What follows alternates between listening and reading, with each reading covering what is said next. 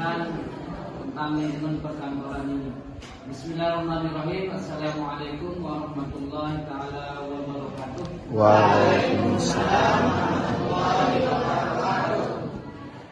Berkaitan dengan mata kuliah manajemen perkantoran ini, ada beberapa hal yang saya akan jelaskan.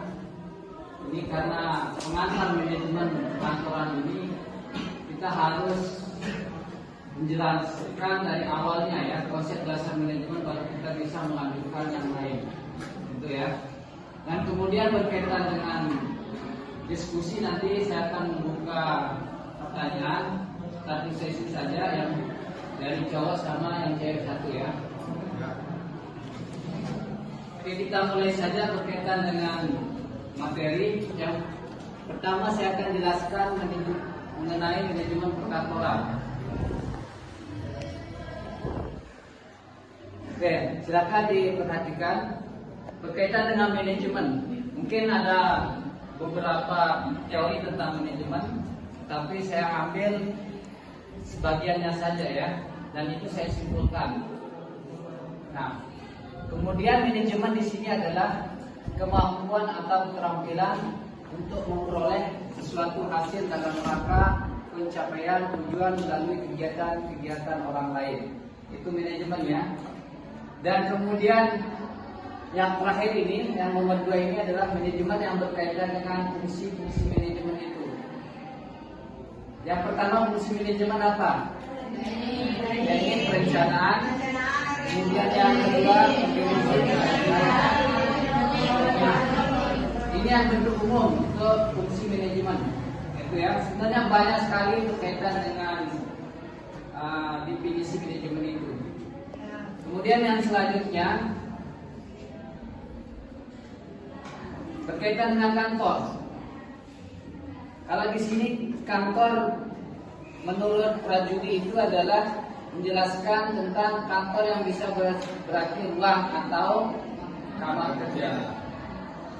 Jadi kita harus bisa membedakan mana kantor, mana kamar, mana kelas, dan lain-lain.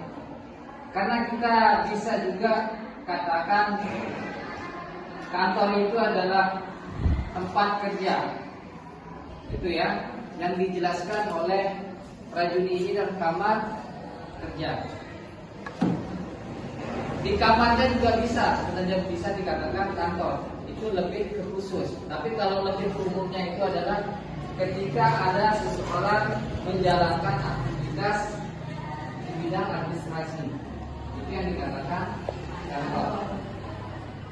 Kemudian yang selanjutnya, kantor sering diartikan sebagai tempat atau ruangan proses penanganan data dan informasi. Itu ya. Di mana kantor di sini adalah tempat informasi dokumentasi juga. Dan yang terakhir adalah tempat atau ruangan penyelenggaraan kegiatan pengumpulan, pencatatan, pengolahan dan lain-lain. Itu kantor ya. Dan selanjutnya, kalau kita gabungkan manajemen perkantoran, menurut Malayu Hasibuan itu manajemen perkantoran adalah suatu kegiatan dalam pengelolaan data dan informasi yang akan dilakukan secara teratur serta sistematika. Kemudian ada juga yang kedua, suatu kegiatan pengolahan data dan informasi yang dilakukan secara teratur, sistematis dan terus-menerus, mengikuti kegiatan organisasi dan tujuan mencapai keberhasilan tugas organisasi yang bersangkutan. Itu manajemen perkantoran. Nah, kemudian yang selanjutnya fungsi kantor. Seperti yang saya jelaskan dari awal tadi berkaitan dengan manajemen. Sebenarnya fungsi manajemen itu tidak jauh beda dengan fungsi kantor. Karena ada beberapa fungsi manajemen perkantoran adalah sebagai berikut. Yang pertama yang dibahas di sini adalah perencanaan. Kemudian staffing. Dan yang ketiga pengarahan. Dan yang selanjutnya komunikasi. kontrol, koordinasi, dan tugas.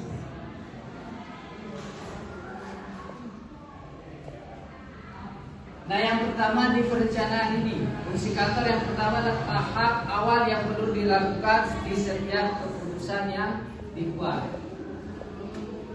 Jadi yang namanya fungsi itu harus mengawali dengan perencanaan. Seperti yang dibilang di sini, itu sangat perlu. Kalau tidak ada perencanaan akan amburadul nanti pekerjaan yang ada di sebuah perkantoran. Itu ya, harus ada namanya perencanaan.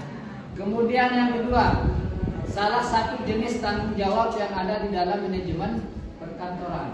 Ini harus ada sebagai organizing. Itu ya. Dan yang ketiga, pengarahan. Di mana pengarahan ini? Ketika rencana sudah selesai dan sumber daya yang dibutuhkan sudah didapatkan, maka hal berikutnya yang bisa dilakukan dengan beralih ke tahapan eksekusi. Jadi di pengarahan ini tidak semerta harus kita langsung kita laksanakan, itu ya. Ada aturan-aturannya. Di organisasi itu semuanya ada aturannya, ada pengarahan. Kemudian yang selanjutnya komunikasi. Jadi di pengarahan otomatis ada komunikasi. Tidak mesti harus kita arahkan langsung kita ngerti ya. Jadi harus ada komunikasi. Contohnya, seandainya seorang pemimpin memberikan pengarahan, tetapi tidak ada diskusi atau komunikasi, otomatis pekerjaannya itu tidak akan bisa berjalan dengan maksimal. Kemudian yang selanjutnya kontrol. Semua pekerjaan yang di kantor itu harus ada kontrolnya. Siapa jadi kontrolnya? Yang jadi kontrolnya itu adalah pengawas, manajer, atau direktur. Itu ya. Kemudian koordinasi. Kalau ini biasanya akan didasarkan pada sejumlah gagasan penting, termasuk juga kontinuitas serta menghilangkan birokrasi. Jadi jangan menggunakan birokrasi di koordinasi. Itu ya, tidak ada pendekatan yang spesial. Itu ya. Kemudian yang terakhir adalah tugas. Dari manajer kantor yang terbilang cukup menantang adalah memberikan inspirasi kepada para staf, motivasi diri sendiri atau orang lain. Itu yang tugas. Otomatis yang terakhir ini adalah memberikan motivasi terhadap bawahannya. Itu wajib ada ya, motivasi dari pimpinan. Yang selanjutnya ada tujuan dan manfaat manajemen perkantoran. Apa saja tujuannya? Yang pertama, meningkatkan efisiensi dalam pelaksanaan tugas sehari-hari proses operasional kantor. Jadi setiap ada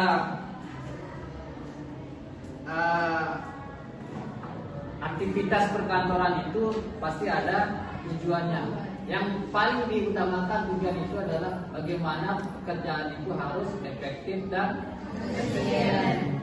Kemudian yang kedua, tujuannya itu adalah peningkatan kerja dan pencapaian tujuan yang telah ditetapkan. Jadi apapun perencanaan itu di tujuan ini harus kita capai supaya nanti kantornya itu maksimal. Kemudian tujuan yang ketiga, meningkatkan produktivitas dan kinerja karyawan dengan memberikan arahan yang jelas. Itu ya. Harus produktif sebagai pimpinan itu memberikan arahan kepada bawahannya. Kemudian yang selanjutnya, mengelola dan memanfaatkan sumber daya manusia secara optimal. Jadi sumber daya manusia di perkantoran itu harus diberikan secara maksimal arahan, motivasi, ataupun juga yang namanya akomodasinya.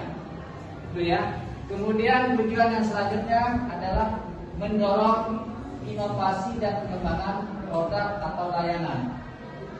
Di mana di perkantoran itu akan memberikan inovasi juga. bukan hanya itu saja produknya. Itu ya, harus ada yang baru. Kemudian yang terakhir, mengembangkan dan menerapkan sistem informasi yang efisien dan efektif. Selanjutnya ada manfaatnya. Apa saja manfaat dari manajemen perkantoran? Yang pertama adalah peningkatan produktivitas, kedua efisiensi nasional, dan yang ketiga peningkatan komunikasi, dan yang terakhir kepatuhan organisasi.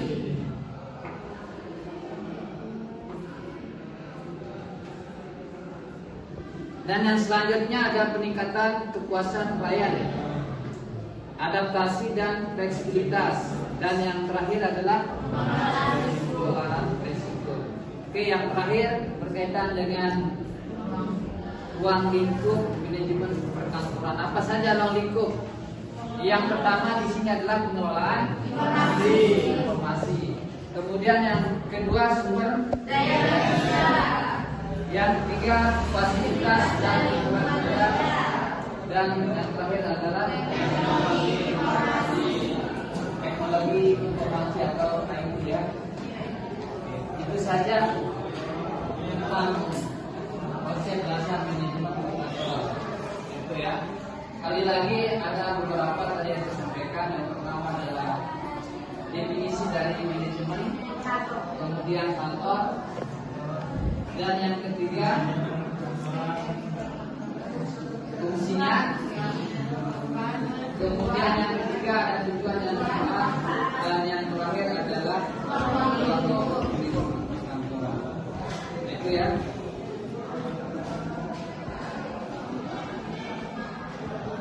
Dan selanjutnya saya akan memberikan sesi pertanyaan ya.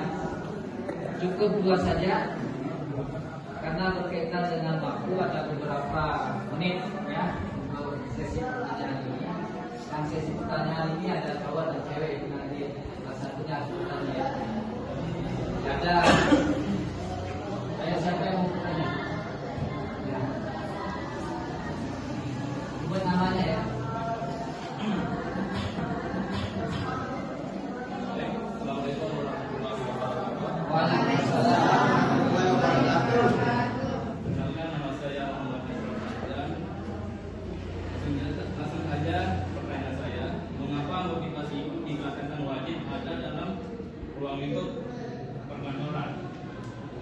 Dan bagaimana jika motivasi itu tidak ada dalam ruang lingkup perkantoran tersebut? Terus yang kedua, cewek. Ya. Ya.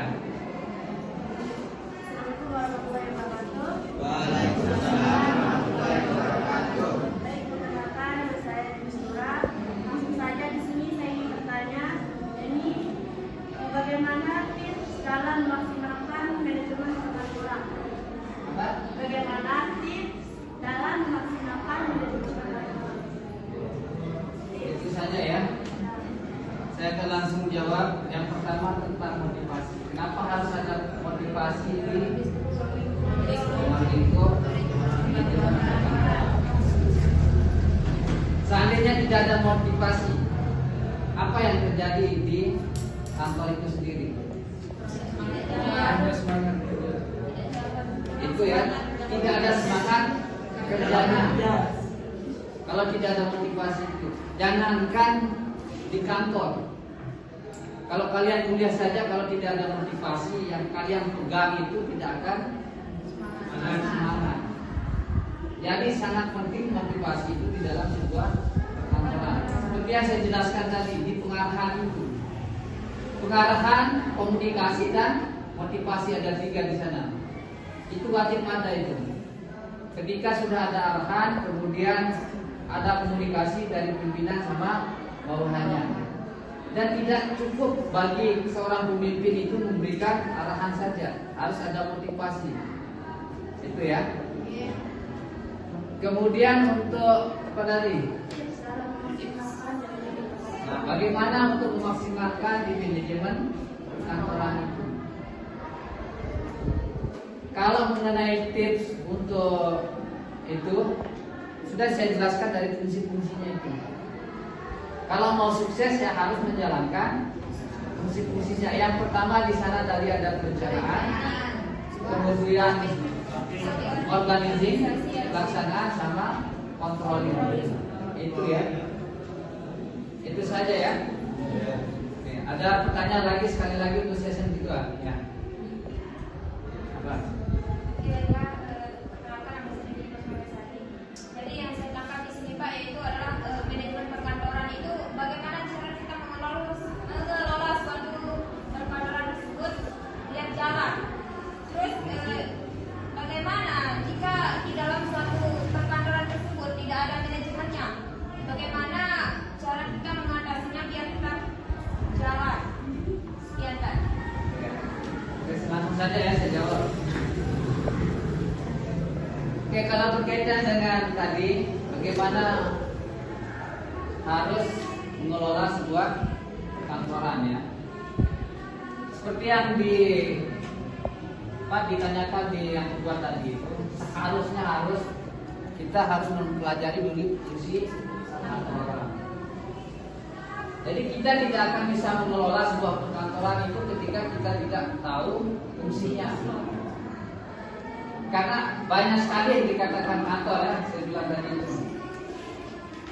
Tetapi yang lebih umumnya itu ketika perkantoran itu harus ada pelaksanaannya di sana.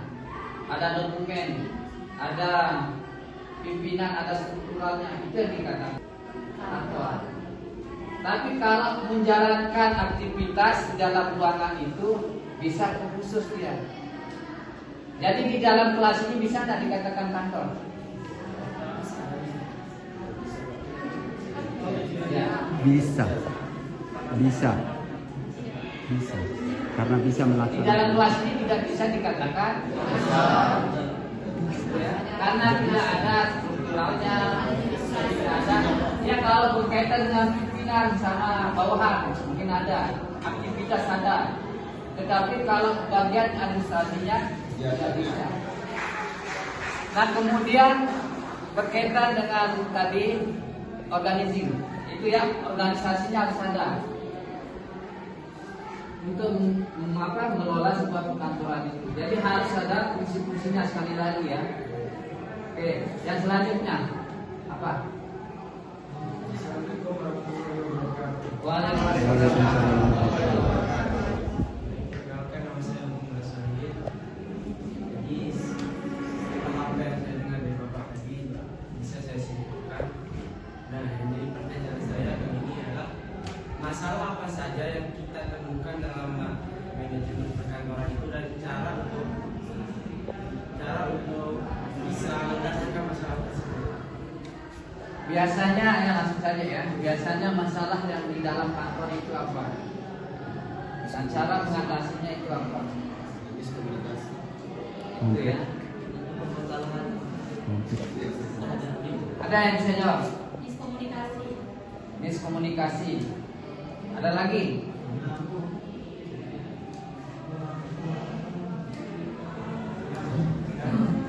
Tidak punya visi misi yang jelas. Kalau di kantor tetap ada misinya ya.